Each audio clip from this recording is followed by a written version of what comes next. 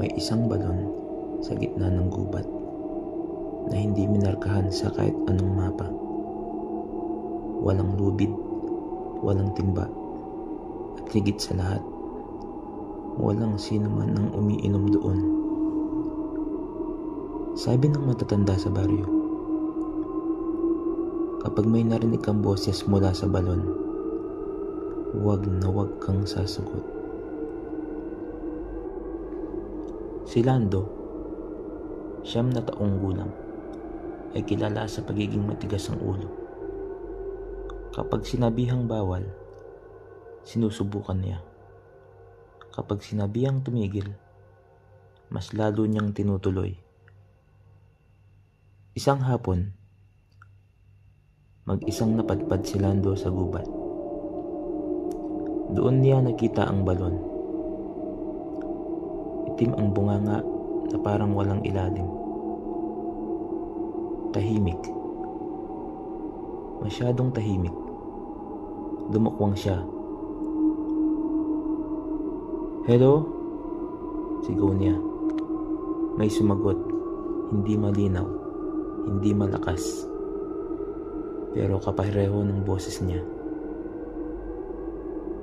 "Hello?" Napatras si Lando, pero natawa rin. "Ginagaya mo lang ako," sabi niya. Tumawa ang balon, at muli kapareho ng tawa niya. Kinabahan si Lando, pero ayaw niyang umatras. Pumulot siya ng bato at inihulog. Hindi ito bumagsak. Sa halip, parang may sumalo. At ilang segundo ang lumipas. May tumunog sa likod niya.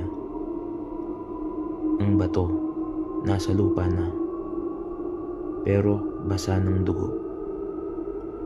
"Hindi ka dapat sumagot," bulong ng boses mula sa balon. Tumakbo si Lando pauwi. Hindi siya lumingon, pero alam niyang may sumusunod. Dahil may isa pang hakbang na kasabay ng kanya. Pagdating naman sa bahay, sinara niya ang pinto at humagulgol. Kinabukasan, tahimik na tahimik si Lando.